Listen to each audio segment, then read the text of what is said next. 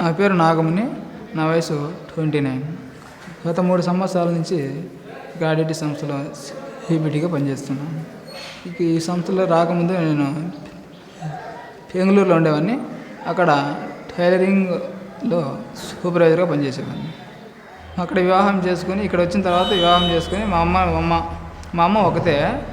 అక్కడ వదిలిపెట్టి అక్కడ ఉండలేక ఇక్కడే వచ్చేసి ఇక్కడే వివాహం చేసుకొని ఇక్కడే సెటిల్ అయిపోయాను. అక్కడ పోలేదు తిరిగి.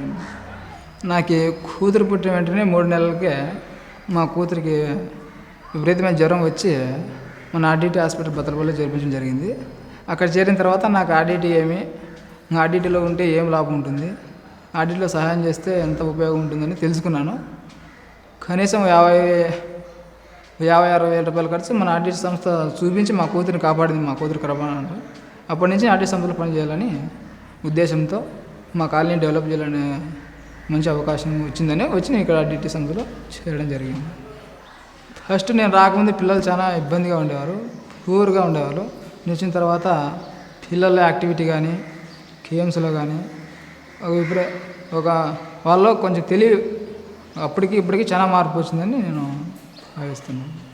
నాకు ప్రొద్దున సాయంకాలం ఈ పిల్లలతో 2 గంటలు గడపడమే సంతోషం అనిపిస్తుంది. వాళ్ళతో ఒక సంతోషాన్ని పంచుకున్నట్లుగా ఉంటుంది. పాఠాలు చెప్పిన విధంగా ఉండదు. వాళ్ళతో అంత ఫ్రెండ్లీగా ఉంటాను పిల్లలతో. ఆ టైం కొంచెం సంతోషం అనిపిస్తుంది. నాకు చాలా వరకు అభివృద్ధి చెందింది. అప్పటికి ఇప్పటికీ అనుకుంటే అప్పుడు కనీసం నేను రాకముందు పిల్లలు చాలా ఇబ్బందిగా చదువు చెప్పేవారు సరిగ్గా లేక చాలా ఇబ్బందిగా ఉండేవారు. కాబట్టి నేను వచ్చిన తర్వాత పిల్లల్లో కానీ మా కమ్యూనిటీ కానీ మహిళా సంఘాలు కానీ అన్ని విధాలా మంచి డెవలప్మెంట్ అయింది. స్కూల్ ఈ రకంగా ఉండేది కాదు. వచ్చిన తర్వాత పిల్లలతో పాటు స్కూల్ కూడా మంచి అభివృద్ధికి వచ్చిందని మా కాలనీ ప్రజలు కూడా చాలా ఇష్టపడతారు. వాళ్ళని అట్లా అన్నారు. నాకు కూడా నా డైరెక్ట్గా కూడా నేను పోయి పడికి పంపించడం అని చెప్తే అట్లా కూడా చెప్పినారు. అట్లా చెప్పిన వాళ్ళకి ఆర్డిటి బడికి రాకపోతే ఏం నష్టపోతారు, వాళ్ళ కుటుంబానికి ఏమేమి ఆర్డిటి సంస్థ అందిస్తుందో అది అందించమని చెప్పి మన ఆర్డిటి సంస్థలో మన బడికి వస్తే ఏం ఉపయోగం ఉంటుందో వాళ్ళకి చెప్పి ఈరోజు కాకుండా రేపు కానీ పంపించండి అని చెప్పి సర్దుబాటు చేసి వచ్చేవాడిని. నేను వచ్చిన తర్వాత చాలామంది పిల్లల్ని మన రెసిడెన్షియల్ స్కూల్స్కి ఓపెన్ రెసిడెన్షియల్ స్కూల్కి సెలెక్ట్ చేయడం జరిగింది. వాళ్ళలో విద్యా నైపుణ్యం వెలికి తీసి రెసిడెన్షియల్ స్కూల్ కూడా వాళ్ళని సెలెక్ట్ చేసి పంపించడం జరిగింది. తర్వాత 10th క్లాస్లో వచ్చే వాళ్ళు కూడా మంచి రిజల్ట్ తెచ్చుకోవడం జరిగింది. ఆడపిల్లల విషయంలో చాలా ఇంప్రూవ్ అయింది మా కాలేజీలో వరకు.